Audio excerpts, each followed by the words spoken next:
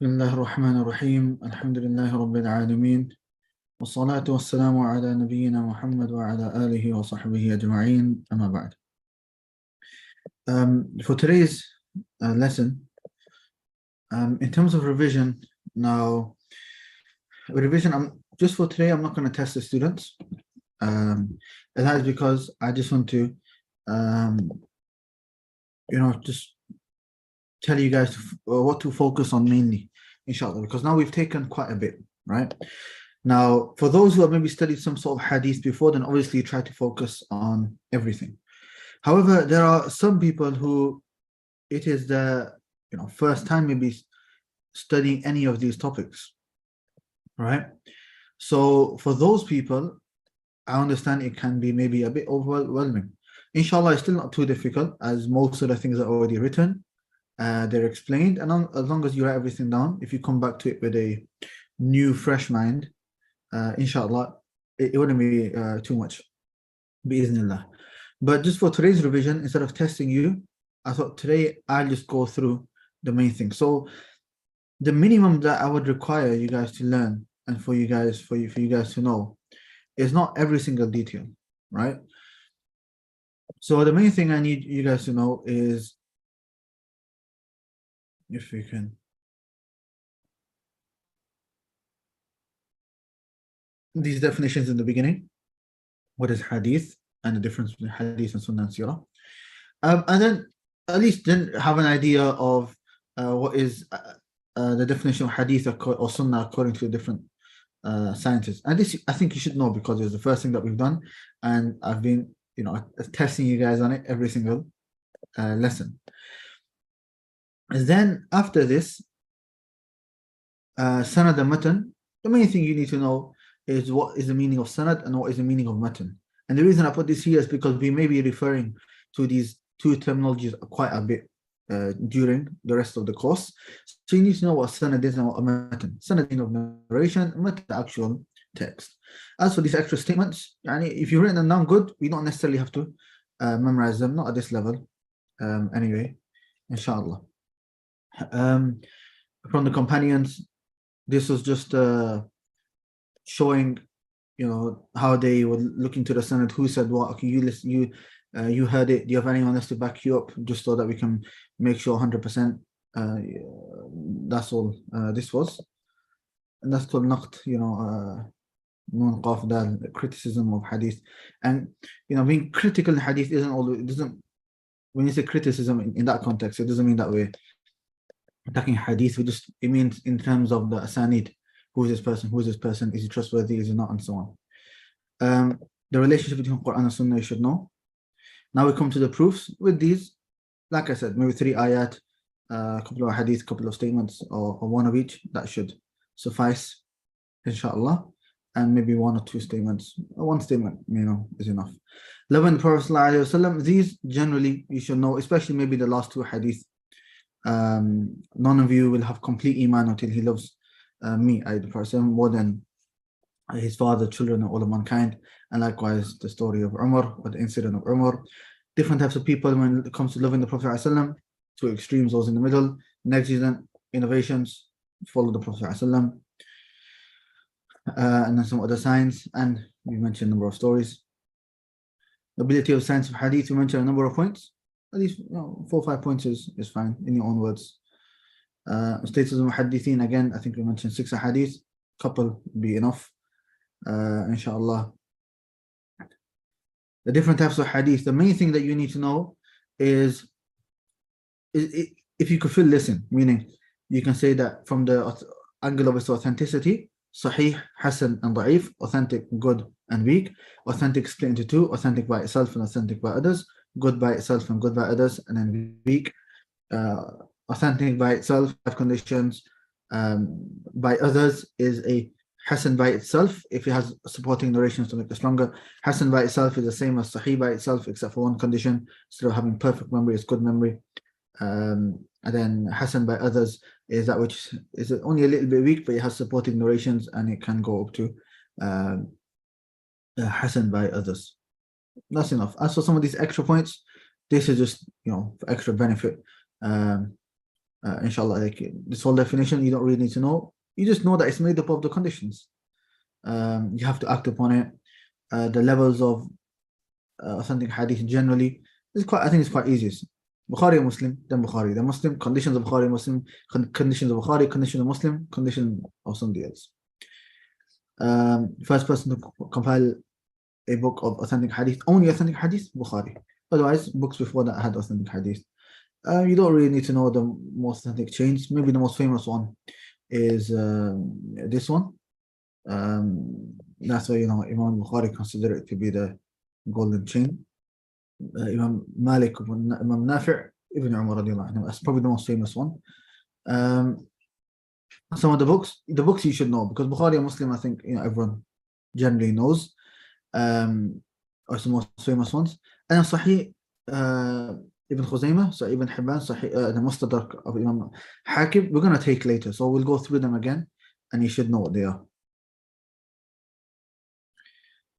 Then Hassan, we talked a bit about Hassan. We just said that it is hard to, the ulama differed when it came to defining it, but we've come to the conclusion it is what Ibn Hajar basically has mentioned, and that is what we mentioned. Hassan Lizati, same as Sahih by itself, except less precision. خف ضبطه. Hassan لغيره is Hassan due, it was weak, and then it became Hassan due to external support. This is just an example.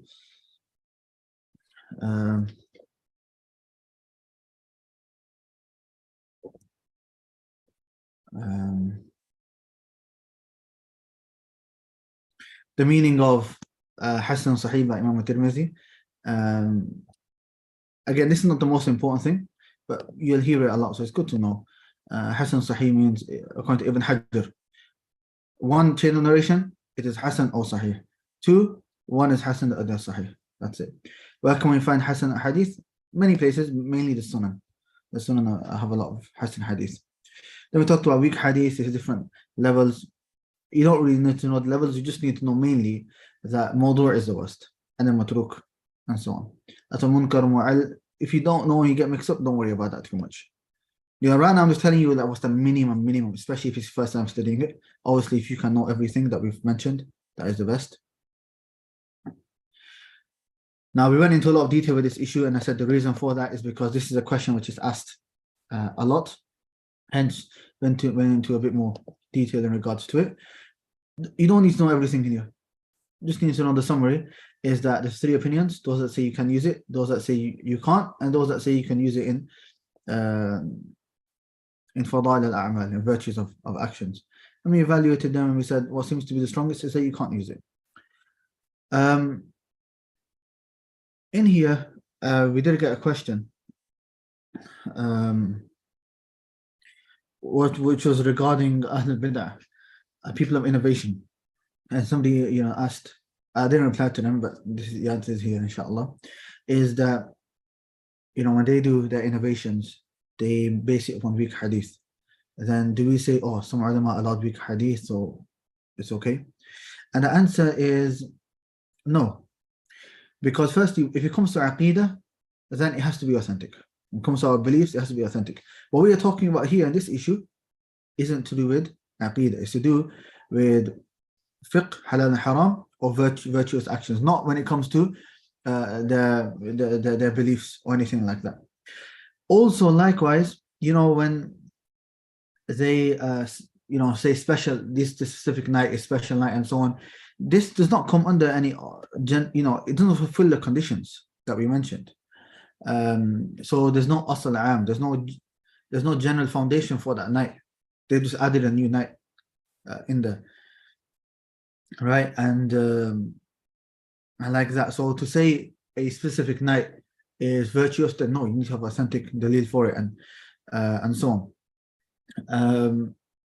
And generally, the other conditions that I mentioned for that opinion, it doesn't, they aren't completed, they aren't fulfilled. And this is the issue with Ahl al-Bid'ah. They actually, you know, build all of the main actions that they do upon weak ahadith. What sort of religion is that? That's based upon weak ahadith. So what we are referring to here are general virtuous actions.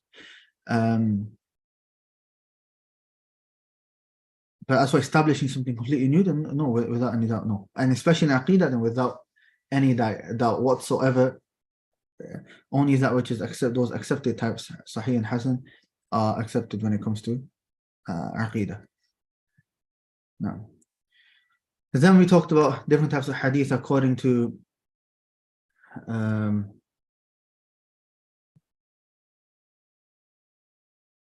there's more things as well, those weaker hadiths that they use actually contradict so many other of their principles and things like that as well.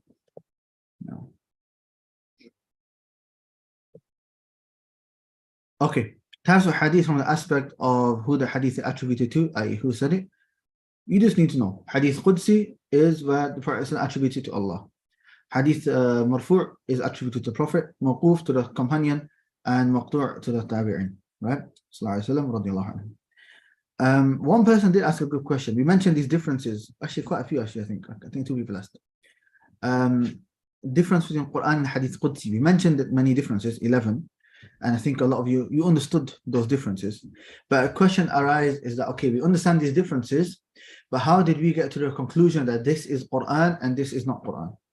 And the answers are many. For the Prophet ﷺ, the way he would receive Quran was different to Hadith Qudsi. Right? Quran had its own way of being revealed. One time Aisha radiallahu anha was on the lap of the Prophet ﷺ, and she was basically saying that she could feel the lap of the Prophet ﷺ getting heavier until she thought it might crush her and so on. So the way it's revealed is different. Likewise, when it is recited by the Prophet ﷺ or the Sahaba, Quran is recited in a certain way. Hadith Qudsi is not. Likewise, the Prophet ﷺ only recite Quran in Salah. Hadith Qudsi he will never recite. Likewise, the Prophet ﷺ, he would sometimes say that these ayat or this surah is this many ayat, and he would basically describe, and give characteristics of surahs which do not apply to the Quran. Likewise, the Quran in of itself is mu'jiz, is miraculous. The wording of the Quran is completely different to the wording of Hadith Qudsi, and that can only be you can only acknowledge if you know the Arabic language. If you don't know the Arabic, you can't obviously really tell. But the way the Quran is miraculous and it's different to Hadith Qudsi. Likewise, in the last Ramadan of the Prophet ﷺ, when he revised the whole Quran with Jibreel alayhi salam, Zayd radiallahu anhu was there. So he revised the whole Quran. So the Prophet ﷺ only recited the Quran. He didn't recite Hadith Qudsi. So that's that's how the Sahaba and those after them were able to differentiate between Quran and Hadith Qudsi. But anyways, all you need to know is what the words are. We mentioned 11 differences. I think 5 differences are enough for you to memorize here. With Marfu', know the 2 types of Marfu', Sarihan, clear cut, and Marfu' Hukman gives a ruling of Marfu'. Try to know the conditions. It's important. Doesn't take from Israeliyat, not something from his own intellect or something he could have come to himself. Knows it to do with the language. Mawquf and Maqtu'. وأدفع الموقوفات المقطوعات مصنفات. عند مصنفات. مصنف عبد الرزاق ومصنف Ibn Abi Shaybah, which we will talk about later on, inshallah. That's basically what we've taken so far. So today I've done the revision for you guys, and I'm just trying to focus on the main things. On the main things, inshallah. If you are constantly revising, it will not be difficult whatsoever. If you are constantly revising, then it is not difficult whatsoever, inshallah. With that being said, then are there any questions before we quickly start?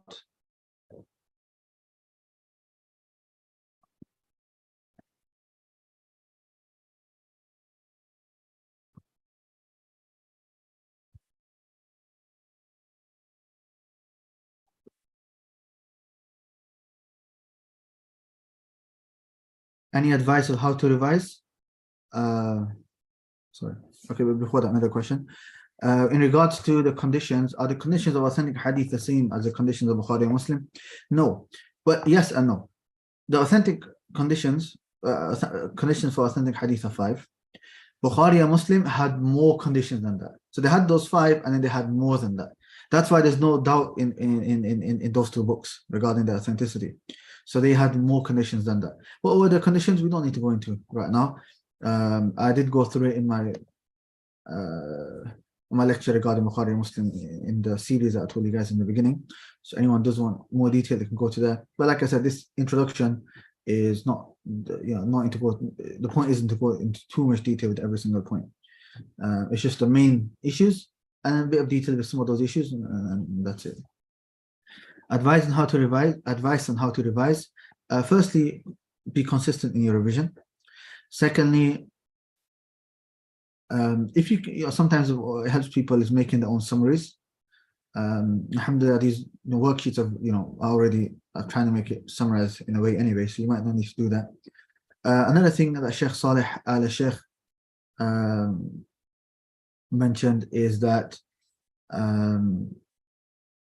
that once you've studied something, to see if you've understood it, is close the book. So when you learn something, close it and see if you can explain it to yourself. Close the book, right? It's closed. Now see if you can explain it to yourself. Imagine you're the teacher. Can you explain it to somebody else? If you can explain it, that shows that you understand. From memory, obviously, without looking in. Yeah. Now, also, Hamza, which is revision groups. It can be a group, it can be one person, it can be two, with one person, with two. The point being is that you sit down with your classmates and you test one another. And you say, okay, tell me the condition of Sahih. Okay, what are the opinions regarding acting on weak hadith? Okay, where can you find mawqufat, muqtu'at? Test one another. That's very, revising with classmates is something which is very, very beneficial. Shaykh Hasan Sarha mentioned that some of the students of Ibn Uthaymeen rahimahullah used to say that we benefited more from the students of Ibn Uthaymeen than Ibn Uthaymeen himself. How is that? How can they benefit more from the students of Ibn Uthaymeen than Ibn Uthaymeen himself? By the revision and motivating one another and saying to one another that okay, come to this lesson, make sure you're on time, have you revised this, have you caught up on this, and they motivate one another to benefit from the Sheikh. So that's very, very important. Obviously online, that is kind of lost. Online is not the same to offline. Offline is different, but online is still very beneficial and important. So if you can revise with your friends, and that's very important, inshallah. Pretending to teach from your notes, we mentioned that you close the book and you pretend that you're teaching. Yeah. Right, let's move on, inshallah. Now, 3 types of hadith from the aspect of number 3, the types of hadith from the aspect of the number of narrations. So we have, we've basically been talking so far regarding the different types of hadith. We've been talking about the different types of hadith. Barakallah fiqh, you wrote all of the advices: consistency, summaries, close the book and see if you can explain it to yourself, revision groups, motivating one another. Alhamdulillah, ahsant. Right, so as I was saying, we're splitting a hadith from different angles. We first split hadith from the angle of its authenticity, and we said that splits generally into 3, or with more detail 5. Then yesterday or last lesson we took hadith from the aspect of who it is attributed to, and now we're going to talk about the types of hadith from the aspect of the number of narrations. The number of narrations, meaning you have one hadith, but do they have different names if one hadith only has one chain of narration, or if a hadith has 2 chains of narration, or a hadith has 100 chains of narration? Are the names different or not? Okay. So in this case, generally they are split into 2, but then the second one is split into 3. So in total you have 4. You have 1 here and then these 3, or split into 2. Generally it's split into 2. It's called mutawatir and ahad. Mutawatir and ahad. Khabar ahad. You might have heard khabar ahad. Or khabar al-wahid. Sometimes wahid is the same. That terminology is used as well. It all mean the same thing. What is it referring to? Mutawatir, we've got a definition here, right? Let's read the definition, then you'll understand what it is. It is when a lot of narrators have narrated upon their like, so that it is not possible for them to agree upon a lie and they attribute it to something tangible. Now, this, I don't think I added the reference to this. Did I add a reference? No, I did not. The reason for that is because this is a text box and I couldn't add a reference for some reason. Look, it doesn't give me the option to. So I'll give you the reference now. You can add it in for that. You can look at Nuzhat An-Nazar, page 56. Nuzhat An-Nazar, page 56. Also Al-Kifaya by Khatib al-Baghdadi. It's one of his main books. I've got it in 2 volumes. No, I've got it in 2 volumes. Al-Kifaya, page 32. And also the explanation of At-Tabsira wa Tadhkira. The explanation of At-Tabsira wa Tadhkira, volume 2, page 275. The explanation of At-Tabsira wa Tadhkira, volume 2, page 275. Anyways, the general understanding that you can understand from this definition is that mutawatir is that hadith that has many chains of narration, right? It has multiple chains of narration, abundant amount of narrations. All translations will be translations of the word mutawatir will be along those lines. It has abundant amount of narrations or chains or something along them lines, right? But that's a simple understanding of it. That's a simple understanding, but obviously it is a bit more precise than that. From this definition, we can extract 4 conditions. So something mutawatir, a hadith which is mutawatir, is something which fulfills the following 4 conditions. The first is that there are a lot of narrators. A lot of narrators. And the number of narrators are a lot. The number of narrators are a lot. Now,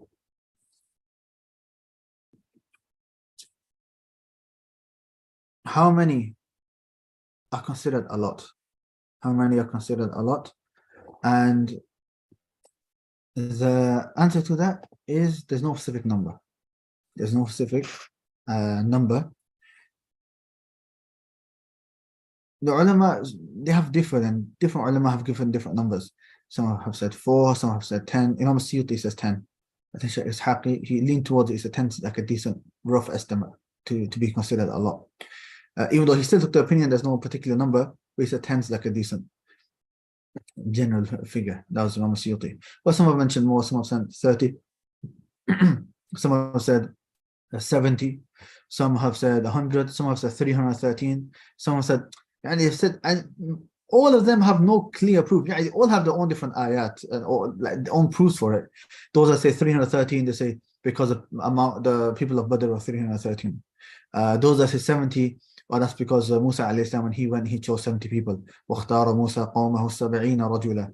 He chose 70 men. And so on. But the reality is, that number, yes, the number is mentioned in the Quran and Sunnah, but just it being mentioned, is it enough? What's that? Yeah, Musa chose 70 people. What's that got to do with mutawatir?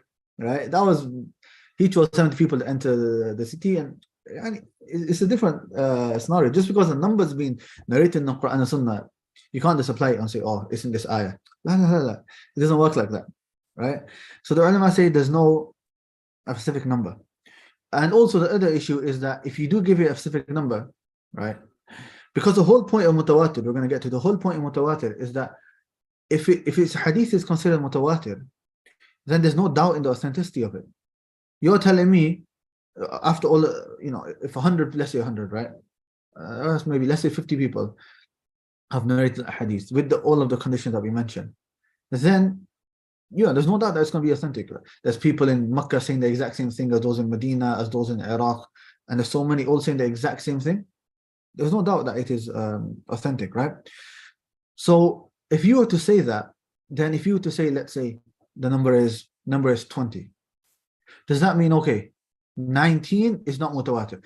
At 19, you don't have that contentment that it is authentic, but at 20, you have that contentment.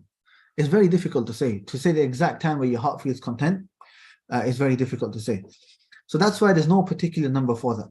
whenever the muhaddith who is looking and giving a ruling upon the hadith, he feels content that it's a lot, then the ruling has been given a lot. And if you want a rough number, Shaykh Ishaqi, he used to mention that Imam Suyuti used to take the opinion number 10 of 10 people, which is generally a decent amount. Other ulama have said other things.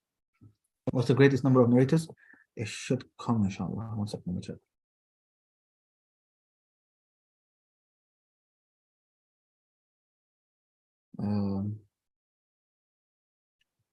No, did I not add it?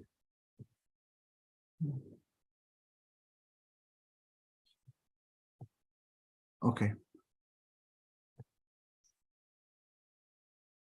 Right, no worries, inshallah.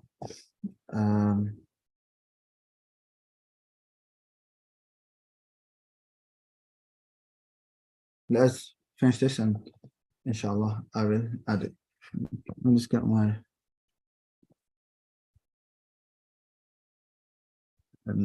right. One second, let me just write some notes down so I can add some things into this worksheet. Where's my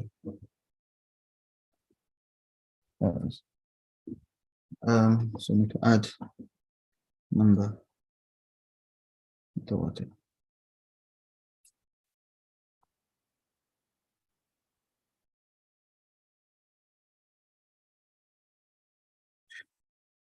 Okay. If you're asking for a number from the top of my head, right? The hadith of the Prophet sallallahu alaihi wasallam where he says, "Man kadhaba alayya muta'ammidan falyatabawwa maq'adahu min an-nar." Whoever lies about me intentionally, let him take his seat in the hellfire. Imam, was it As-Suyuti? He gathered, I can't remember the exact number right now. I think it's over 60 or maybe 70 companions who had narrated that hadith. And he said, this is the most that we can find from the companions. And some have said it is the only hadith where all 10 who have been promised paradise have also narrated the same hadith. So from those 60 or 70, whatever the number is, the 10 promised paradise have narrated that hadith as well. That's man kadhaba alayya muta'ammidan falyatabawwa maq'adahu min nar. Whoever lies about me intentionally, let him take his seat in the hellfire. I'm pretty sure I read it somewhere. I didn't add it in. Oh, it's coming. It's coming. Plus, I've got it here. Okay, I didn't type it, but it's going to come in the examples. Right? Don't worry about it then. Don't worry about it then. It's going to come, inshallah. Okay. But maybe I'll still type it in, inshallah. Right, anyways, the first condition is that there has to be a lot of numbers, a lot of people. The second condition is that number of a lot of people, it has to be in every level. It has to be in every level. So it can't be 50 companions, 40 tabi'een, 2 atba'u tabi'een, and then 40 of their students. Because now in one level, which is the tabi'een, that level, there's only 2. There's a few. That's little. So the second condition is that in every single level there has to be that a lot amount of people or narrators. The third condition is that it has to be impossible for them to agree upon a lie. It has to be impossible for them to agree upon a lie. So there's things, for example, they're all from different countries. There's no WhatsApp back in the day. So if people in Mecca and people in Iraq and in Egypt all saying the exact same wording, there's no way and there's a lot of them, right? It's no way that 20 different narrators from different places, and let's say, even if some of them are weak, some of them are trustworthy as well, that they all got together and said, we're going to lie exactly on this wording and we're going to make the same mistake or whatever the case may be. That's not something that will happen. So it's impossible that they could gather upon a lie. And there's many indications to that. For example, being from different countries, the fact that they do not know one another, they have not met one another, or the ones narrating, they are trustworthy. So if you have, let's say we take Imam Suyuti's opinion, we say 10, and all of them are trustworthy, that's fine. Okay.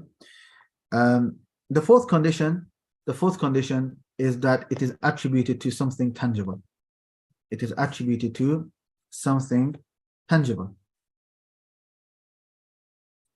What we mean by tangible is that the narrator says either I heard or I saw. Tangible, i.e. from tangible or the senses. And the main two is seeing and hearing.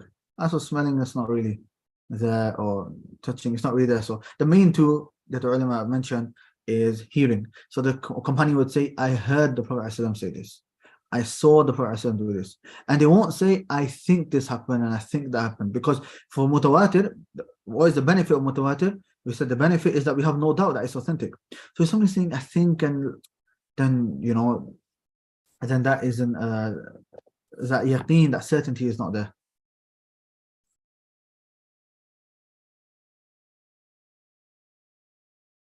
Okay, now, right, so these are the four conditions. Two people have just messaged regarding the second condition. Right, so where's my pen? Right. So I'm going to give you an example now, right? If we have the Prophet sallallahu alaihi wasallam, that's the word, Prophet sallallahu alaihi wasallam, and then we have a Sahabi, then we have a Tabi'i, then we have a Tabi'i, and then we have, I don't know, let's put A, the author of the book, for example, right? So let's say here, the person is one. We don't need to worry about it. The person is going to be one, okay? But let's see the Sahaba are 20. The Tabi'een are 30. The Atba' Tabi'een is only one. And then obviously the author is only going to be one as well, okay? So, and in reality, we don't really need to worry about these two levels, but just focus on these two: the Sahaba, the Tabi'een, Atba' Tabi'een. 20, 30, and 1. Is there a lot of people? It's a lot of people. Is it in every single level? It's in the first level, yes, of the Sahaba. It's in the level of the Tabi'een. Is there a lot of people in the level of the Atba' Tabi'een, the students of the Tabi'een? Let me know in the comments or in the chat. Is there a lot of people? No, it's only one person. Right, there's only one person. So this chain, is it mutawatir? No, it is not mutawatir. That condition is not fulfilled. Right. Another one. Let's say, again, obviously the person is one. Let's say there are 15 is a lot, and let's say 25, and atba' tabi'in 15. Is this narration mutawatir?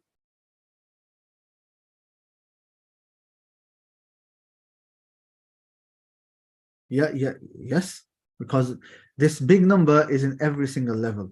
That's what we mean, every single level, the level of the Sahaba and the Tabi'in, Atba' Tabi'in, all the way until the author. Obviously, the Prophet ﷺ is going to be one, and the author himself is going to be only one person, write it down. But in between, is it a lot? No, it is a lot. Yeah. So does that make sense to people, especially the people who asked?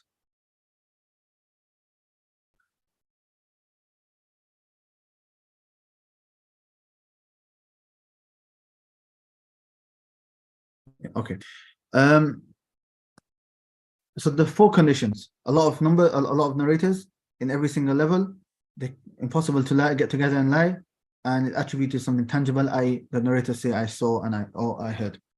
Now, what's the ruling on mutawatir hadith? It's what I mentioned before, that it gives us certainty.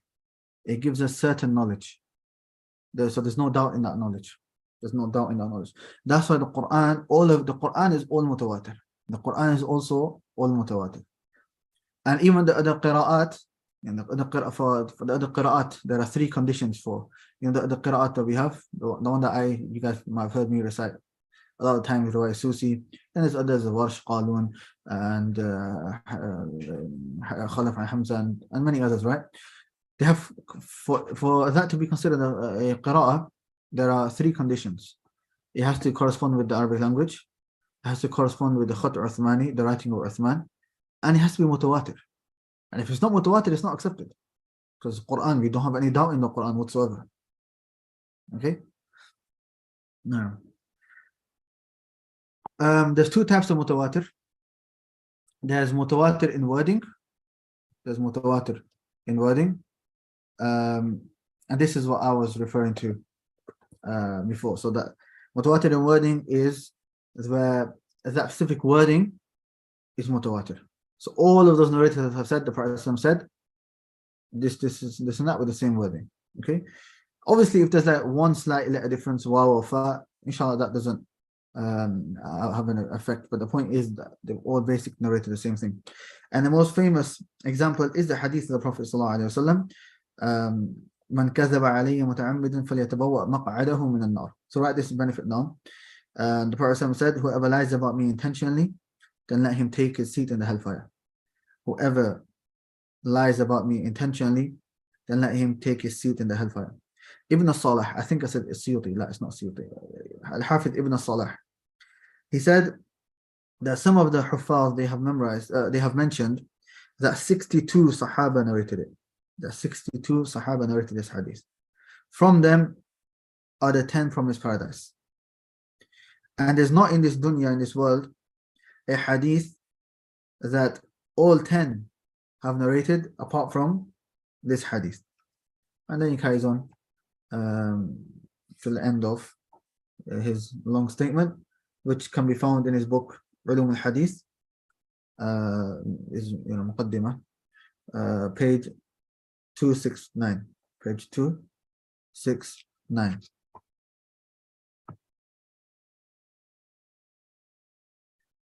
The second point in the Qira'ah is an extra benefit. The Khat Uthmani. Okay, خلاص, this is extra benefit regarding the Quran. So we say it has to be mutawatir, has to correspond with the Arabic language, it has to correspond with Khat Uthmani, the font of Uthman, the codex of Uthman. In simple terms, in the time of the Prophet ﷺ, the whole Quran was written.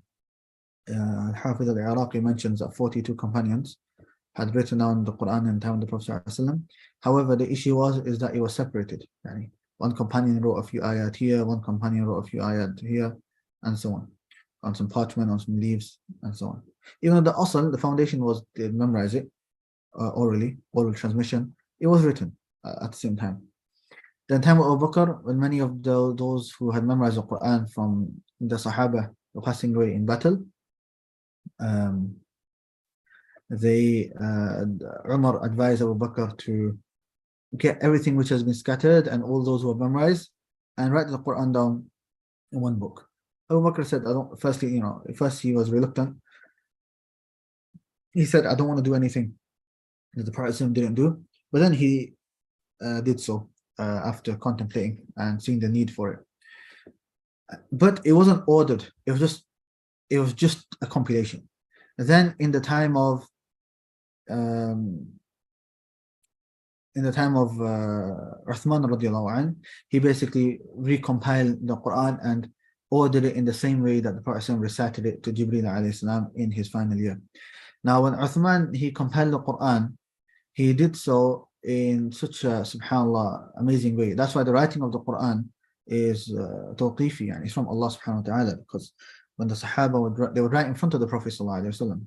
So Uthman would use that, and basically is written in such a way where the dots and everything, that's not from ilm al-rasm, that's not the font. The dots and the harakat were added in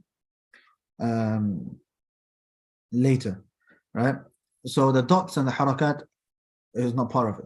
If you take the dots and harakat out, and then so the qira'at can be recited. So for example, Malik Yawmiddin, Alhamdulillah Rabbil Alameen Ar-Rahman Ar-Rahim, Malik Yawmiddin, Malik is written like this. It's not written like this with the alif. Because if you say Maliki, that's how you would normally write it. But then you can't recite the other way, which is Maliki. You can't recite Maliki because alif's there. But with Maliki, with the way it is recited, you can recite Maliki like that, right? Or you can recite Maliki. Okay? And there's so many ayat. Ya alladhina amanu in ja'akum fasiqun min naba'in fatabayyanu. Fatabayyanu. Right? So here you can let's do the dots in one color. فتبينوا فتبينوا which means to clarify. In another قراءة فتثبتوا فتبينوا فتثبتوا.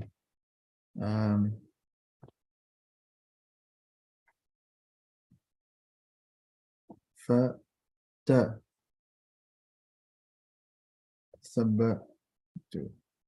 So if you look فتبينوا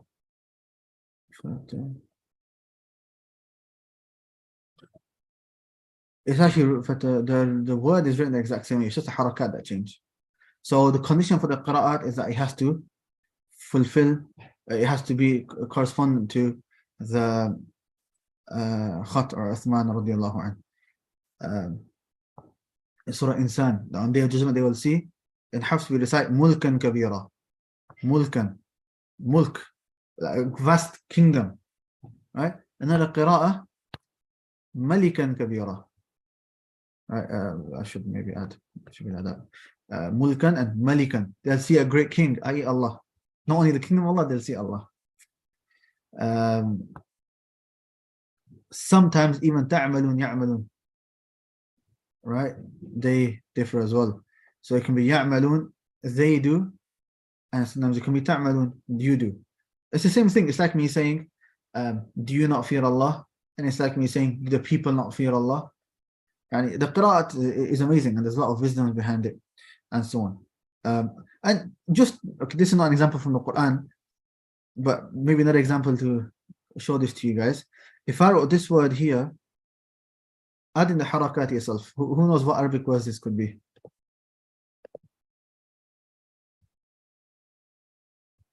Okay, one, news. It could be khabar. Could be khabar, right? It could be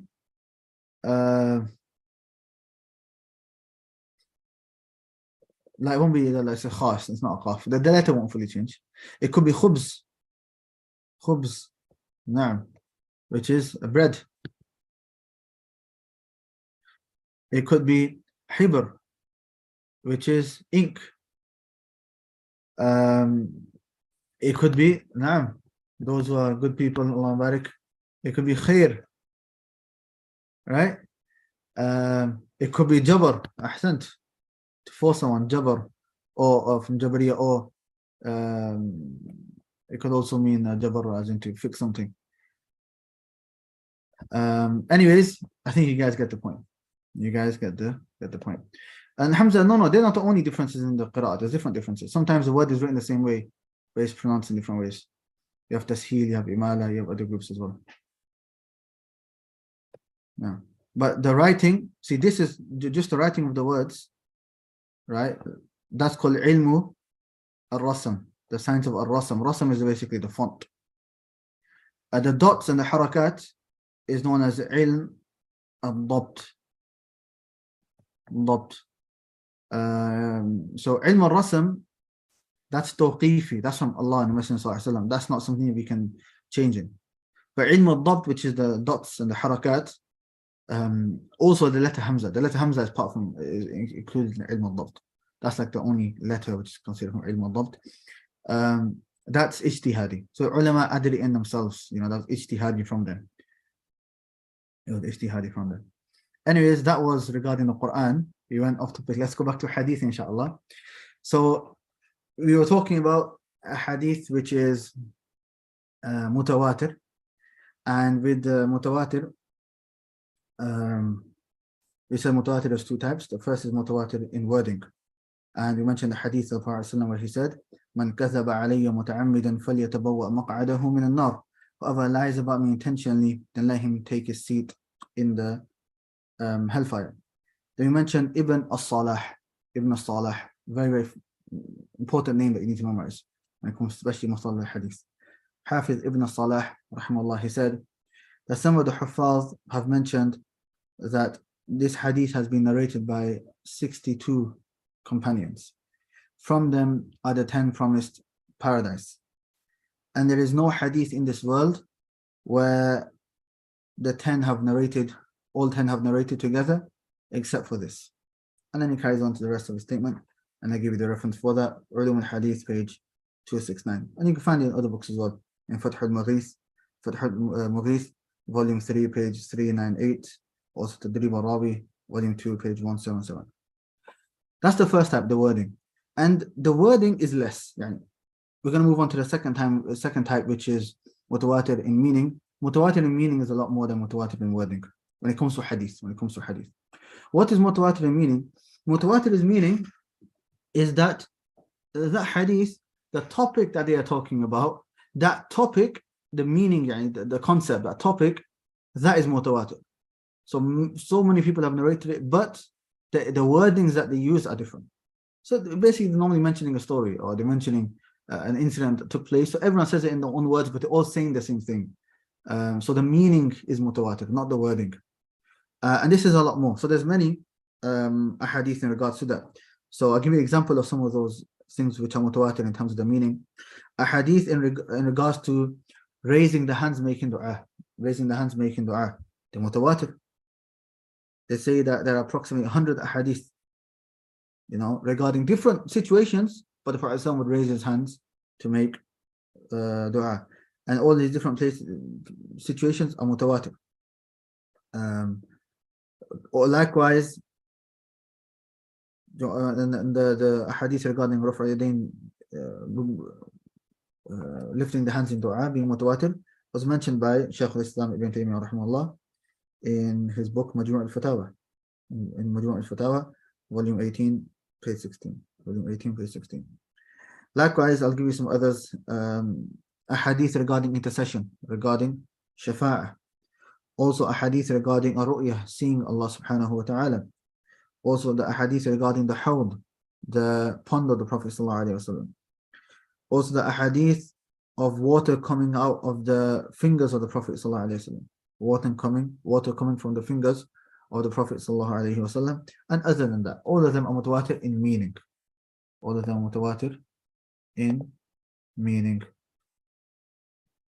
Could I briefly define the title of Hafiz? Hafiz here is not referring to memorizing the Quran, but is somebody who is well versed in the science of hadith. Imam Ahmad was asked, who is a Hafiz? Is he somebody who's memorized 100,000 hadith? He said no. 200,000 hadith? No. 300,000 hadith? No. 400,000? Arju, maybe. So it's only somebody who is well versed in the science of hadith. That's a proper Hafiz. Now Hafiz is anyone who memorized the Quran, but according to the Salaf, that wasn't what the word Hafiz was used for. Now, anyways, that is in regards to mutawatir, right? And obviously, look, mutawatir can be subjective. Some ulama may consider it to be mutawatir, some ulama may not consider it to be mutawatir, but I've given you the general principles regarding hadith and mutawatir for you guys to understand. Okay, now we move on to ahad. Ahad is the opposite of mutawatir. What is it here? It is what does not combine between the conditions of al-mutawatir. What does not combine between the conditions of mutawatir. Any of these conditions not there, it's considered ahad. Simple as that. Right? And what's the ruling if it's considered ahad? Then the ruling is that the ruling of ahad is that you have to look at its authenticity. You go back to Sahih, Da'if, or Hasan. Mutawatir is all authentic, without a doubt. But ahad, there's no ruling. You have to look at that particular hadith now. Right? Does it fulfill the conditions of Sahih or not? And so on. Does that make sense? So if we have a hadith which, let's just make it easy for you for now. 1, 1, 1, 1. Right? Is that authentic hadith or not? No, we don't look at this numbering. Right? Then we look at the conditions of Sahih. Are they all trustworthy? Is there somebody missing in the chain? And so on. We look at those. That's what determines whether it is authentic or not.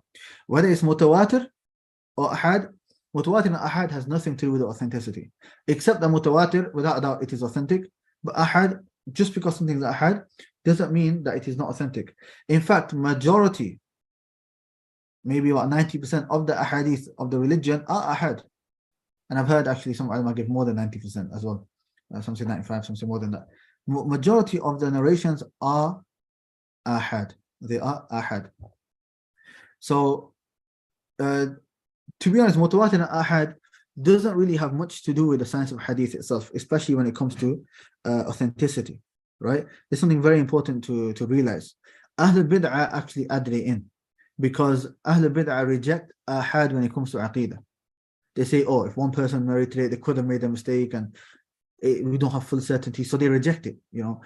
Basically, there's so many ahadith that refute them. They had no other option to just say, all right, we don't believe in ahad. But we're going to talk about it shortly, inshallah. How do we refute that claim?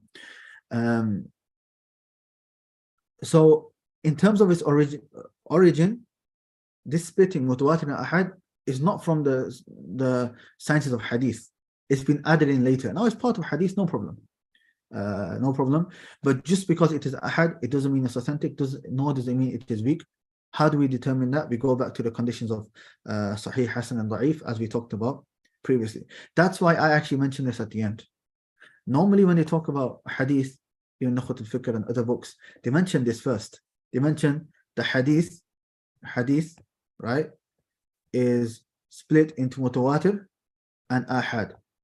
Then ahad is split into Sahih, Hasan, or Da'if. That's how they do it, right? So it's like it kind of makes sense in how you, without saying, right, we're going to go on a new topic, it just automatically flows that you talk about that and you automatically talk about that. So from that angle, some, especially of the later books, that's how they do it. But I decided not to do that, because the reality is, in its origin, mutawatir and ahad it's not from the sciences of hadith, because it doesn't have an effect on the authenticity of the hadith. Yes, mutawatir is authentic, but in terms of ahad being weak, then no. And that's something that the people of innovation used to try to prove a lot of the misguided ideologies, which we will discuss shortly, inshallah. So the ruling is that it has that which is authentic and that which is weak. Does it give us certainty or not? And the ulama, the majority of the ulama say that it does give us certainty if there are qara'in, if there are secondary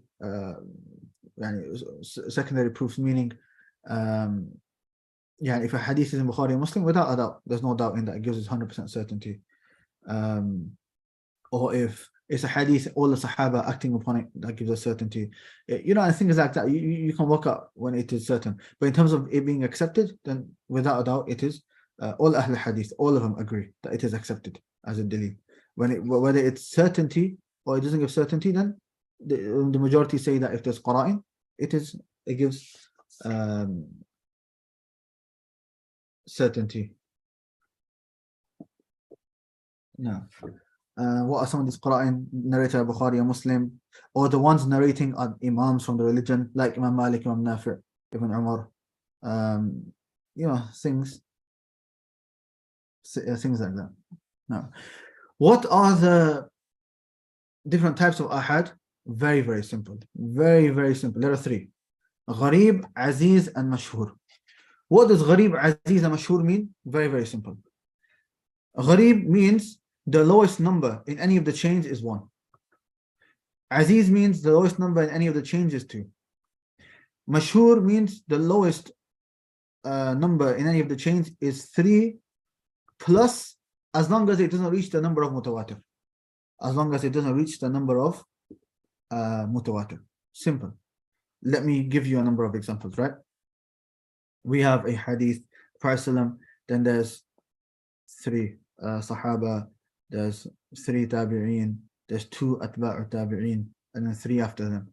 Right, what type of hadith is this? Gharib, Aziz, or Mashhur?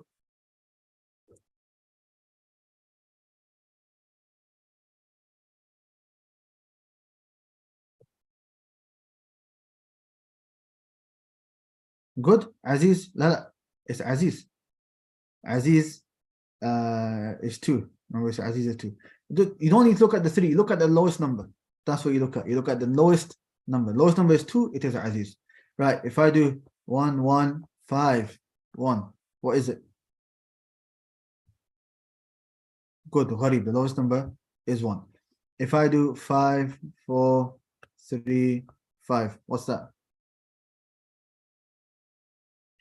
Mashhur. If I do 25, 5,000, 1. What's that? Gharib. I don't think you can get any hadith as 5,000, but you get the point. What if it's 20, 30,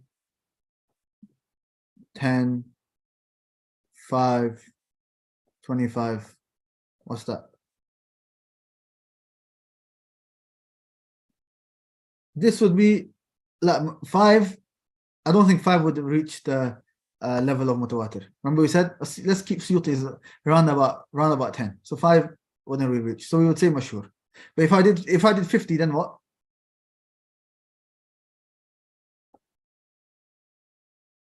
Ahsantum, very good. Then it's mutawatir. 20, 30, 10, 50, 25, we'll say that's mutawatir. That is mutawatir. Right, the first hadith in Sahih Bukhari, إنما الأعمال بالنيات, is 1, Umar radiallahu anhu, 1. Is there another one? I can't remember. Inshallah, when you get to the hadith, I'll definitely mention it again. But I think that'll be another 1. And then after that, they say he had, what was the number? 700? Right. Don't quote me on the numbers right now. But they say that this person had like 700 students. Right. What type of hadith is that? Is it mutawatir? The 700? Why are you guys saying gharib? There's 700. That's 700. Isn't that a lot of people? Why are you saying gharib? Good. The lowest number is 1. You go back to the lowest. Very good. Ahsan. How many levels? Until whoever narrates it. Until whoever narrates the hadith. Good question though. Very good question. What's the hikmah behind this categorization? I told you that it's not actually from hadith, but it's been added. But why is this added? Because what is mutawatir is accepted without any doubt. So all the Quran is mutawatir and so on. And as for gharib, then somebody asks, is gharib still authentic? Yeah, gharib is authentic. Well, gharib can be authentic if it fulfills the conditions of an authentic hadith. Yeah, it can be without doubt. If you're telling me that Imam Malik narrates from Imam Nafi', who narrates from Ibn Umar radiallahu anhuma, that Prophet said something, I'm accepting that. I'm not debating anyone on that. Right? It's authentic. Not saying they can never make a mistake, but it's authentic. Right? Now, so inshallah that makes sense. Yeah. The only thing I would add is with mashhur, there is another usage of the word mashhur. Anyone know what mashhur means in Arabic generally? When is it used? In Urdu it's used as well. Those that mean Urdu. Famous. Yeah, very good. So sometimes that linguistic meaning can be used as well. Sometimes the linguistic meaning can be used as well. So when you say this hadith is mashhur, sometimes the linguistic meaning can be used. So for example, and this can be famous, it can be famous generally to general people, famous according to a certain science or certain group of people, but it can be used like as that. So for example, we know they say Hadeeth Jibreel al-Mashhur, the famous Hadith of Jibreel. Now it doesn't mean mashhur in the sense that it's 3, the lowest number is 3. That means mashhur, that is famous. It's one of the main hadith of the religion, it's pillars of Islam, pillars of Iman, pillars of Ihsan. So it's famous hadith in that aspect. Also we have a general hadith which is famous, al-Muslimu man salima al-Muslimuna min lisanihi wa yadihi. The Muslim is the one whom the other Muslims are free from his tongue and hands. Narrated by Bukhari, a Muslim. Right? There's a hadith which is mashhur according to the fuqaha. A hadith which is mashhur according to the fuqaha, meaning the jurists, the scholars of fiqh, they use this hadith a lot, which is the Prophet says, أبغض الحلال إلى الله الطلاق. أبغض الحلال إلى الله الطلاق. The most disliked halal is at-talaq. The most disliked halal to Allah is talaq. Yani if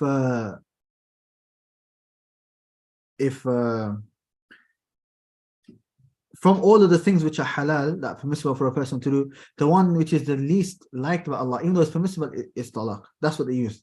And why do they use this? Because anytime husband and wife have an issue, the imam or scholar, whoever looks, or the jurist, whoever looks into this issue, divorce is the last thing on his mind. First, he needs to see that, okay, Can he reconcile between them? Can they come to some sort of understanding? If they can't, then that's the last thing that they do. So they use this hadith. This hadith in itself, there's a lot of khilaf regarding it. Some have said it's marfu', some have said it's mursal. Yeah, there's a lot of khilaf regarding it. But it's narrated by Abu Dawud and Ibn Majah. But the point is that it's mashhur, famous according to the scholars of fiqh. There's another hadith according to the scholars of usul al-fiqh. رفع عن أمتي الخطأ والنسيان وما استكرهوا عليه. It has been risen upon my nation mistakes, forgetfulness, and what they have been forced to do. Meaning, if you do something out of forgetfulness, or you forget, or you are forced to do it, there's no sin upon you. And you forget to eat, you forget you're fasting, so you eat, there's no sin upon you. Somebody forces you, an actual force, or a gun to your head or whatever, to say statements of kufr. It's permissible to say statements of kufr according to the necessity and need at that time. And this hadith has been authenticated by many of the ulama. But the point being is mashhur here means that it's famous according to the scholars of usul fiqh. Then I'm going to mention to you a hadith which is famous according to the nuha, according to the grammarians, where they say ni'mal abdu suhaybun, ni'mal abdu suhaybun. How great of a slave is Suhayb. Law lam yakhif Allah lam ya'sih. If he did not fear Allah, he will not disobey him. This hadith has no foundation whatsoever. It has no foundation whatsoever. But it's a famous hadith because there's grammar rulings, ni'ma and bi'sa, the rulings pertaining to that, and so on. So it's famous according to them, right? The point being is that mashhur, we could have the technical meaning, which is that the lowest number is 3, or you could have the linguistic meaning, which is that it's just famous.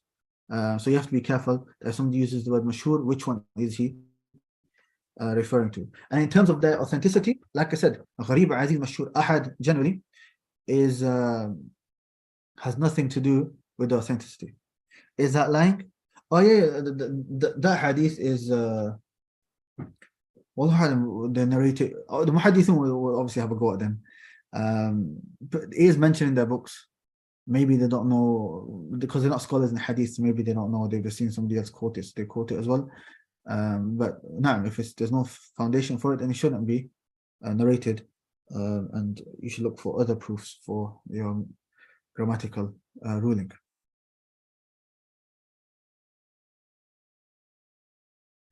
Hamza, so your question, if one tabi'i, so we have tabi'i, right? Let's draw it, let's draw it. There's one tabi'i. He narrated it from each sahabi, and there were 3 of them. So there were 3 sahabi. S, right? So in other words, there were 3 of them. Right? Is that mashhur or gharib? Lowest number is 1. There's only 1 tabi'i. Is gharib? Any level, look, any level, what's the lowest number?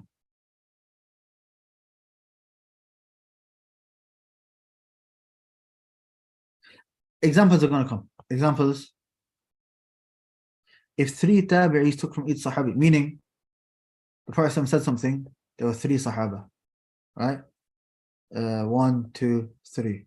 And each sahabi had 1 tabi'i, right? So 1, 2, and 3. So in other words, if you want to summarize it, Prophet, and then there was 3 sahaba and 3 tabi'in, and let's say it continued, or even tabi'in, you could stop there. Yeah, this would be mashhur. Yeah. We're going to get to an example. I'm going to give you an example. Inshallah. That's 3 chains. 3 people who narrated it. Don't worry, look, we're getting now. This is an example of Aziz. There's a hadith which is narrated in Bukhari and Muslim on the authority of Anas radiallahu anh. And the same hadith was narrated only by Bukhari, but on the authority of Abu Hurairah radiallahu anh. So as you can see, the one in Bukhari and Muslim is narrated by Anas. We have Anas radiallahu anh. 2 people heard from Anas, Qatada and Abdul Aziz.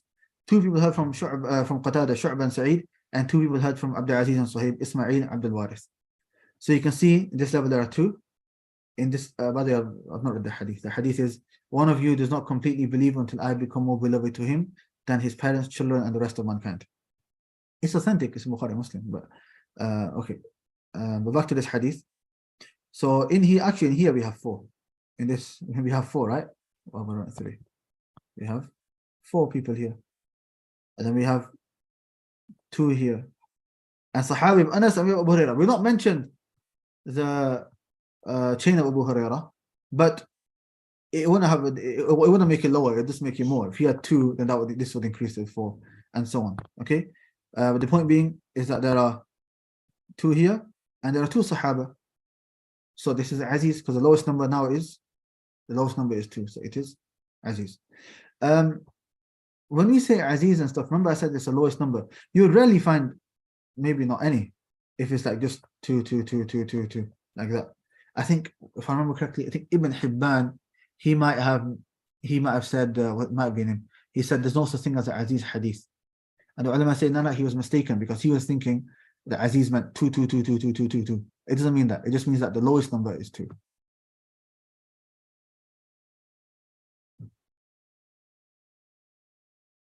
Wait, this chain is confusing. Why is Bukhari and Muslim at the top and the Sahabi in the middle? No. That's just, you don't need to worry about. Bukhari and Muslim are at the bottom, but this is just telling you that this chain of narration is narrated in Bukhari and Muslim. And this chain is found in the book Bukhari. It's telling you that. It's not part of the chain. It's not saying that Anas heard from Bukhari and Muslim. It's just telling you that this chain is mentioned in Bukhari and Muslim. And this chain of Abu Hurairah is in Muslim. Does that make sense?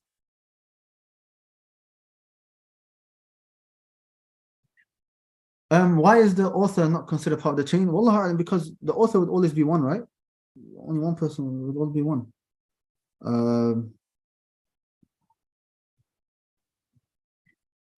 Good question, Khlas. Let me message me later. I'll ask some of my teachers that does the author who's written it in the book count as part of the levels or not? I'll look into that for you, inshallah. But make sure you message me later on. Okay, this is an example of Aziz. Let's move on to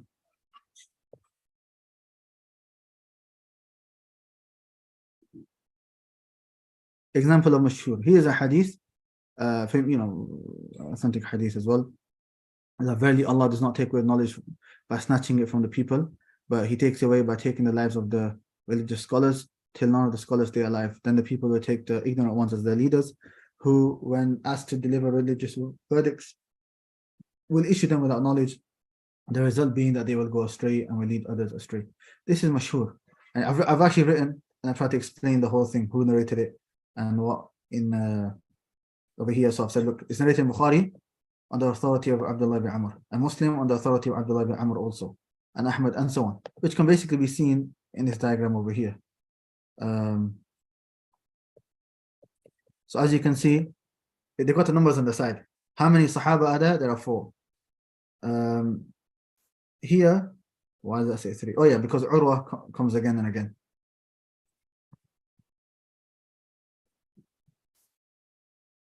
What's happening?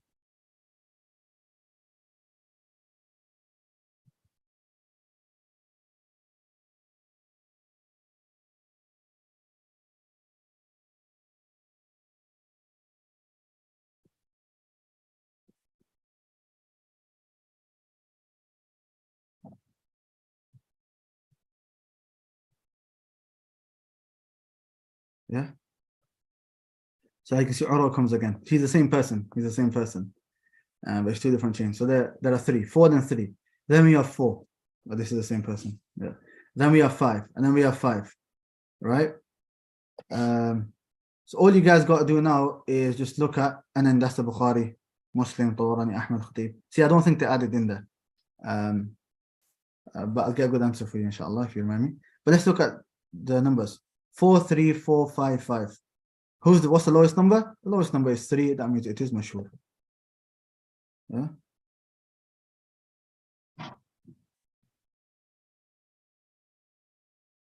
Yeah, Hamza, you can.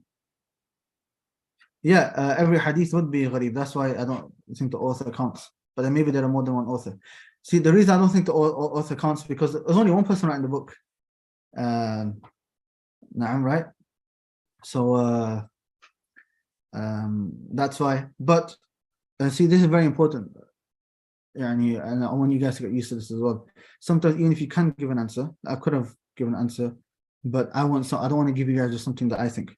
I want to go back to the ulama. So I'll most likely ask Sheikh Ishaqi, because he's doing PhD in Hadith. And what I found from this is that even if you think you know the answer, like, don't give that answer because it's not something I've read. I don't remember reading anything regarding why is Bukhari or Muslim added or not into it. So I can't say 100%, even though I think I understand. And secondly, when you ask the ulama, honestly, the amount of fawaid they give you is just amazing. Especially Sheikh Ishaqi, Allah barak, he's got time and he sends a long voice note. It's full of gems and fawaid. So Imam Ahmad used to say, never give an opinion in a mas'ala, laysa laka fiha imam, that you don't have an imam in it. Meaning you don't know anyone who said that thing before you, right? So even if you think you know, that always go back to people's knowledge, see, have they said this, have they not said it? If nobody's mentioned it and no one's mentioned it, then speak to the scholars and say, look, I've maybe come up with this answer, I've not found anyone else, and they look into it and they'll say, you know what, actually no, there's this person's mentioned it. Or they'll say they haven't mentioned it, and the reason they haven't mentioned it is because it's actually wrong if you look at it from this angle. Or they'll say to you, Allah Mubarak, that's actually a very good something that you've derived, write it down, and that's very good, Jazakallah khair. But we can't come to that conclusion ourselves. Barakallah fiqh. Now, these charts I got from Taysir Mustalah Hadith by Sheikh what's his name? Tahan. He passed away recently, rahimahullah, I think like a month ago. Let me get the book for you.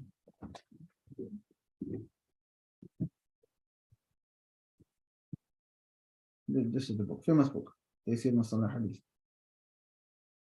by Mahmoud Tahan. Now,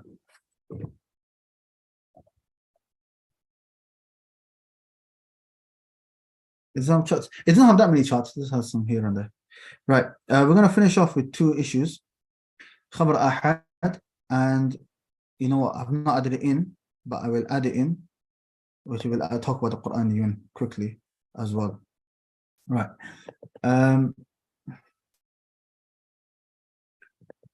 Right. So here, there's not much written. You guys will have to write yourselves, inshallah.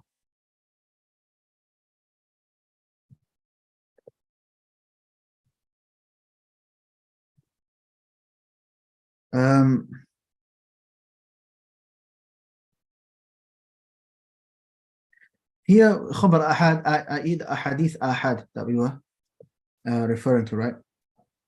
Now, with this, what did I say to you? I said to you that many of the people of innovation, they reject this type of hadith and they don't accept it in Aqidah.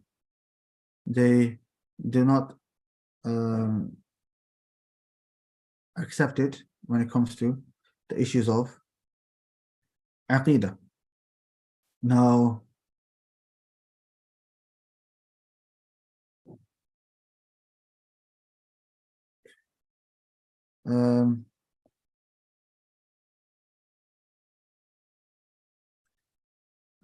what are some of the answers that we can give to this? Because they will say that it doesn't give us certainty, right? So how can we answer? I'll mention to you a few of the points, inshallah. The first answer is that by the ijma' of the Salaf, we act upon it. By ijma' of the Salaf, we act upon it. Yani this splitting of hadith to mutawatir and ahad, and we don't accept ahad, you won't find it amongst the Salaf. You won't find it amongst the Salaf. It came later. So there's ijma' by the Salaf that we have to act upon it. Secondly, now I'm going to mention to you a few ayat as well, and a few hadith.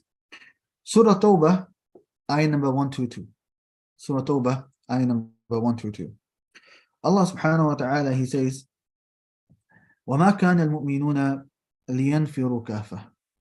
It is not proper for all of the believers, all of them, to go out to fight. Right? So all of them to go together, it's not befitting. فَلَوْلَا نَفَرَ مِنْ كُلِّ فِرْقَةٍ طَائِفَةٌ لِيَتَفَقَّهُوا فِي الدِّينِ.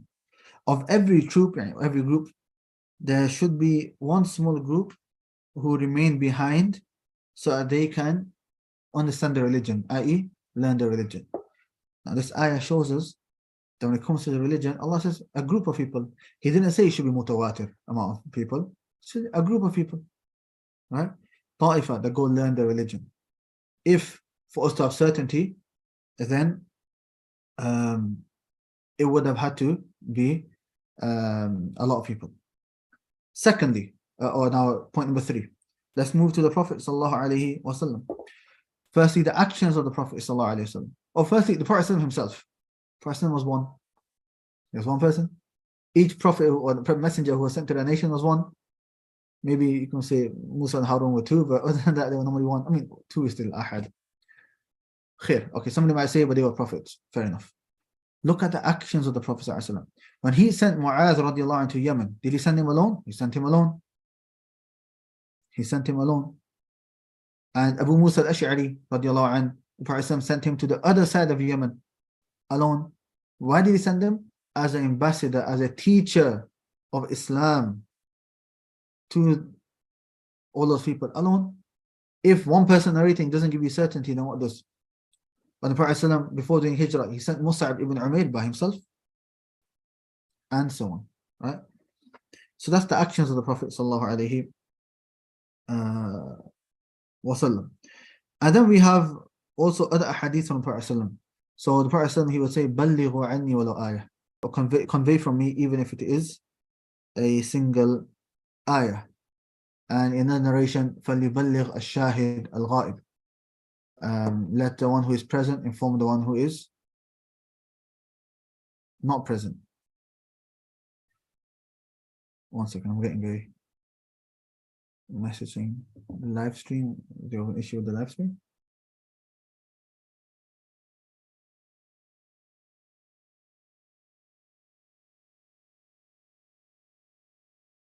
Present.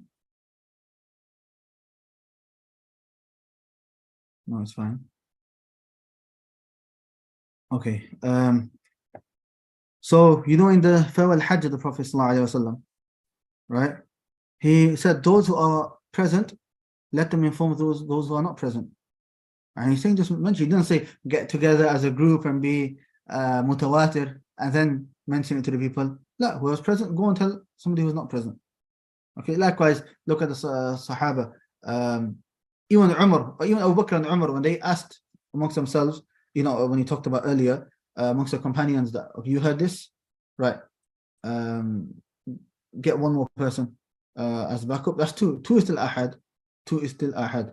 So, and then they accepted it and they acted upon it. So this shows that it's obligatory to act upon them. And there's no dalil whatsoever to say that we can't act upon a hadith ahad. In fact, the majority of the ahadith, more than 90% of the ahadith of the religion are ahad. And Ahlul Bid'ah, once they realize they can't, you know, answer the clear proofs, then they try to take these other routes in denying the Quran and Sunnah.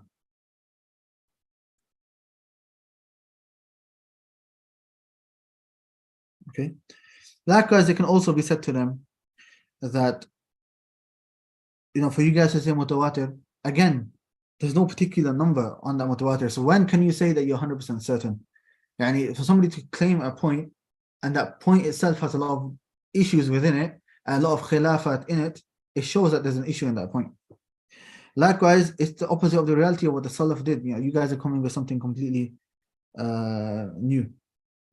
Now, and even those that say, okay, might give us some assumption, it's most likely, right? So you rather act upon that which is most likely if it fulfills the conditions of authenticity, and then leaving it off, right? And that's upon the opinion that it doesn't give us certainty. And we said it does give you certainty if the qara'in, if there's other proofs to prove it, like we mentioned the Bukhari or Muslim, or the Imams have narrated the hadith, and so on. So that is something quickly regarding the khabar ahad.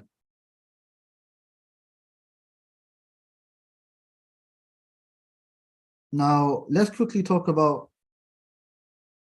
the Quraniyun. Now, when we're talking about the Quraniyun, you know, we're talking about here people that reject hadith. The Quraniyun are those who reject hadith.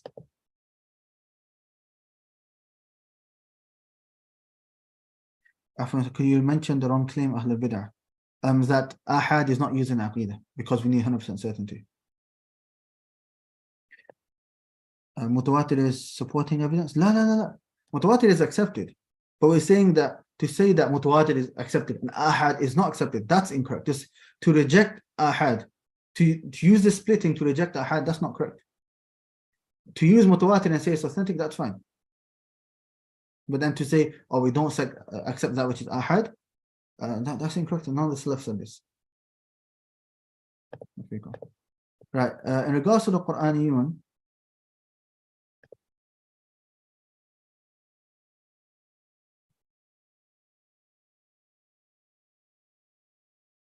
yeah. Quraniyun, right? According to the Quraniyun,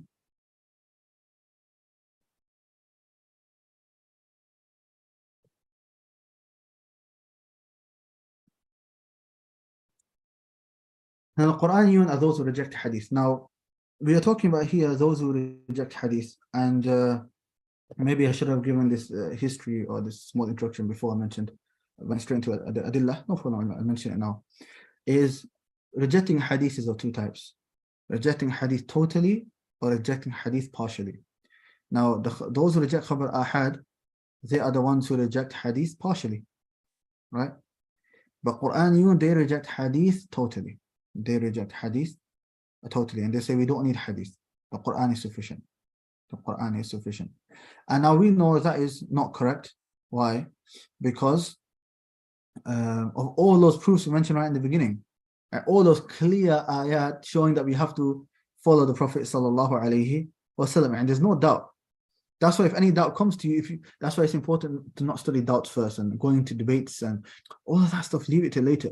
Now, even if a doubt comes to you, even if you don't know the answer, you know for a fact there's nearly 40 ayat. Imam Ahmad mentioned 33, Ibn Taymiyyah said nearly 40, that show that we have to obey the Messenger sallallahu alaihi wasallam. Likewise, there's many ahadith, the statements of the ulama, there's ijma', right? And also we know Quran, I want to mention, they only came in like the last century. And you know what they're saying is false. So even if you don't know the answer, inshallah, it won't affect you as much, because you know that it is incorrect. You just don't know the answer, which is not a problem, man. You don't have to be able to give an answer to every single thing, and it doesn't mean that if you don't know the answer, or their doubt that they're bringing is correct. So, anyways, Quran, you reject hadith totally. Now, the history of rejecting hadith wasn't in the beginning of Islam, wasn't really there. In the first century, very, very minimal. Here and there, they would reject hadith. The Rafidah would maybe reject the hadith of Ahl al-Bayt. Those who are not from Ahl al-Bayt. And so on. But generally, it wasn't really there until Ahl al-Bid'ah came. So in the second, third century, then the rejection of hadith in Aqidah came from the Mu'tazilah and the Jahmiyyah and their likes. But the Imams of the Salaf didn't have any of that. And then it was only in like the 19th century, this group Quraniyun basically came about. So you have the likes of Mirza Ghulam Qadiani, Jaraf Ali, Sayyid Ahmad Khan, Mahmud Abu Raya, Muhammad Abduh, Jamaluddin Al-Afghani. These people kind of made this a thing and a doubt widespread in the previous century. But before that, the rejection of hadith totally wasn't really there.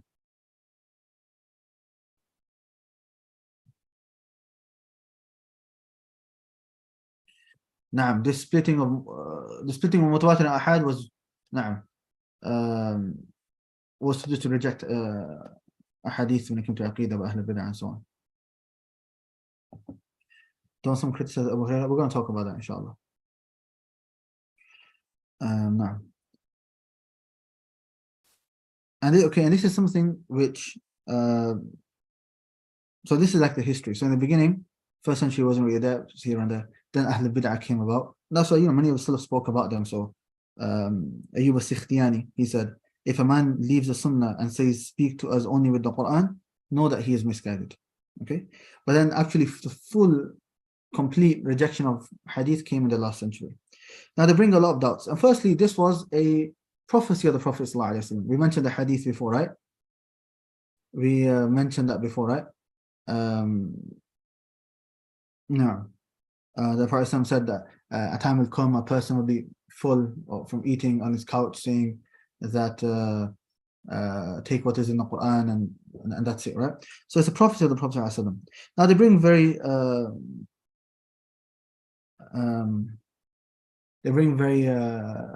various different doubts. The first is that they bring a hadith which is found in Daraqutni, where the Prophet ﷺ says, whatever has come to you from me, compare it to the book of Allah.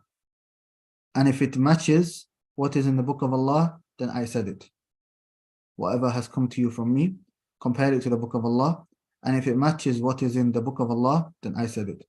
And if it opposes the book of Allah, then I did not say it. Then I did not say it. Verily, I am corresponding to the book of Allah, and with it Allah guided me. And verily, I am corresponding to the book of Allah, and with it Allah guided me. So they're saying that the Prophet is basically saying, don't worry about what I say, just focus on what's in the Quran. Number of issues. Firstly, the hadith is very, very weak. Ibn Abdul Barr, he narrated that Ibn Mahdi, Abdul Rahman al-Mahdi said, the heretics and the Khawarij fabricated it. They fabricated it. And likewise, Ibn Hazm, al-Bayhaqi, Ibn Abdul Barr, al-Siyuti, they also said that it's weak. Secondly, the text is munkar. Yani there's contradictions in the text. This hadith contradicts what's in the Quran and other hadith, like the hadith we mentioned, all of the ayah that we mentioned before. And thirdly, I thought they rejected the hadith. Why are they trying to use the hadith to prove that we're meant to reject hadith? You know, they fall into contradiction themselves. They say we reject hadith, but then they're using a hadith. No.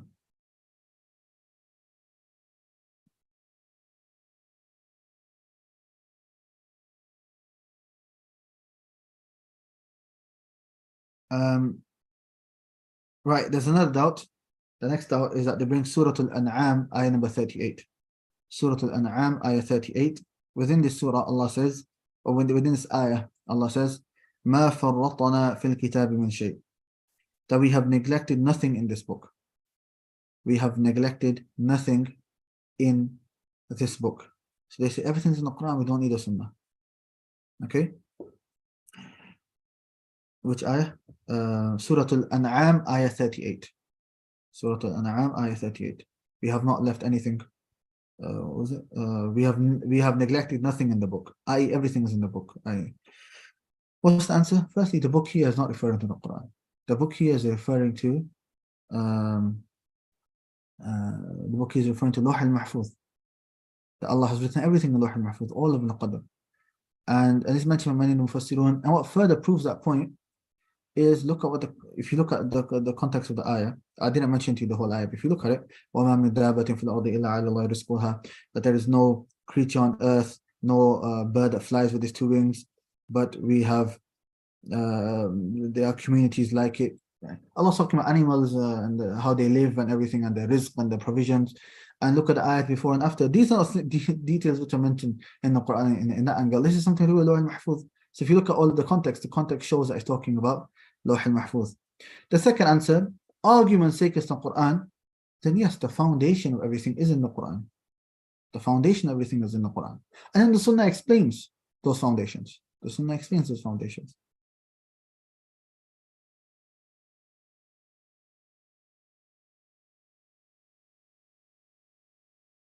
Another doubt is Surah Al-Nahl.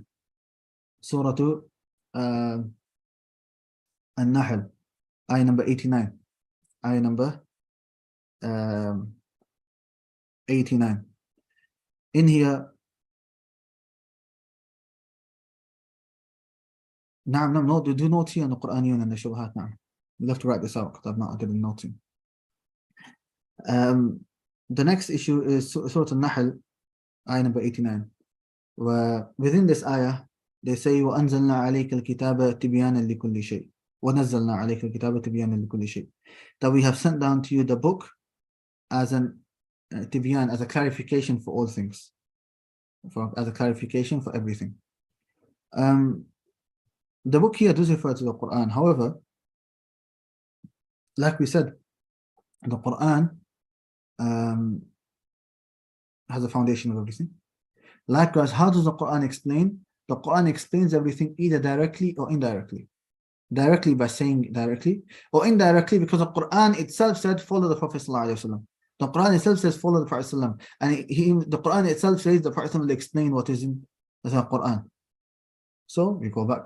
And even this ayah, in the beginning of it, وَيَوْمَ نَبْعَثُ فِي كُلِّ أُمَّةٍ شَهِيدًا عَلَيْهِمْ مِنْ أَنفُسِهِمْ. And remember the day when we shall rise up from every nation a witness against them from amongst themselves, and we shall bring you, O Muhammad ﷺ, as a witness against these. And the Prophet is going to be used as a witness because he's the one who has conveyed the Quran and so on. Right? The next ayah is Surah Hijr, ayah number 9. Surah Hijr, ayah number 9. Inna nahnu nazzalna dhikra wa inna lahu lahafidhun. That verily we have brought down the Quran and surely we will guard it. We say firstly that we have preserved the Quran. And who says dhikr is only referring to the Quran? Many of the Mufassirun have said dhikr refers to the whole religion. The remembrance is referring to the whole religion. And that is because the Sunnah is revelation as well, just like the Quran, as we mentioned previously. Likewise, the Quran has been preserved through the transmission of the Sahaba and the Salaf. The same people who transmitted the Quran transmitted the Sunnah. And the Sahaba who narrated the Quran, they narrated the Sunnah as well. And likewise, if you were to say that the Quran is only referring to the Quran, okay, Allah preserved the Quran, but then we have the whole science of Hadith which preserved the Sunnah from the angle as well. Even though that is included in the preserving of Allah subhanahu wa ta'ala, because dhikr includes the Quran and the whole religion is preserved. But argument's sake, if it's not, the whole Islam system has preserved it. And the ulama are able to see what's authentic, what's not authentic. And honestly, when you study Hadith in depth, you can see that even one letter they differentiate. Yeah, they will work out, okay, this is a mistake in this letter. And don't think of the Salaf and the Imams of Hadith according to your intellect, according to the amount of knowledge that you have. You memorize Nawaqid al-Islam for 4 pages and you think you know, that's baby stuff, according to that's baby stuff. Right? You remember Arba'in Nawiyya, baby stuff, right? Imam Ahmad memorized 1 million hadith, and the hadith, according to them, was a whole chain. Imam Bukhari 600,000 hadith. These are the people we are referring to. Yeah. So Imam Bukhari entered into Baghdad. When the people of Baghdad found out that Imam Bukhari is coming, they thought, look at this great Imam who is coming. Let's test him. Let's see how big of an Imam he actually is. So the first guy went up to him and narrated 10 ahadith. Then he changed stuff. He mixed stuff around. Somebody was called, I don't know, for example, Muhammad ibn Khalid. He says Khalid ibn Muhammad. Things like that. He mentions 10 ahadith. Okay, he finishes. Next person comes. Does the same thing, 10 ahadith. Third guy comes, 10 ahadith. All the way until 10 people come and the 100 ahadith are narrated to Imam Bukhari. Then, they think to themselves, what sort of muhaddith is this? 100 ahadith is not taken out a single mistake. Imam Bukhari turned around and said, you guys finished? You finished? Right. Imam Bukhari narrated again all those 100 hadith with their mistakes and corrected all of the mistakes as well from memory, just from hearing it once. SubhanAllah. These are the people that we are talking about. Okay, so don't belittle them by thinking so lowly of them. No. These are some of the main points that they bring. So dhikr, some ulama say, is referring only to the Quran, and some of us have said it refers to the whole religion, as we mentioned. The point being, look, all of these are doubts. They're not clear. They're not clear-cut proofs that they are bringing. And how many clear-cut proofs have we brought? All right. So these doubts are nothing. Ala kulli hal, we stop here, inshallah. And with this, alhamdulillah, we finished all that to do with Mustalah Hadith. From next lesson, inshallah, we're going to go into the history of Hadith and how Hadith was compiled. Those who I sent out the worksheets to, from here, inshallah, you can, hopefully by next week, I'll update all of this. it takes a lot of time working on it. I spend hours on it every single day. So inshallah, I'll try my best to send it in the next few days. The next couple of weeks, I'm going for Umrah, inshallah. So if there's a lesson or not, I'll let you guys know. So just at least on the day, latest, keep an eye on the Telegram group. I'll send a message whether we have a lesson or not, inshallah. If you don't have two, we might have one lesson a week. I want to do at least one, at least we're somewhat consistent. But I think this gives you more time to revise. So any of you who are finding it a bit much or the lessons a bit longer than normal, no, but this is your chance to catch up. And you don't ever think there's too much in no. Any questions?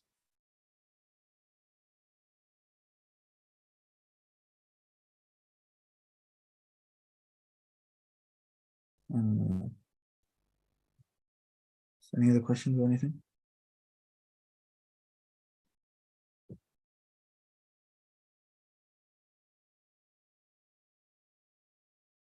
طيب we'll stop here then.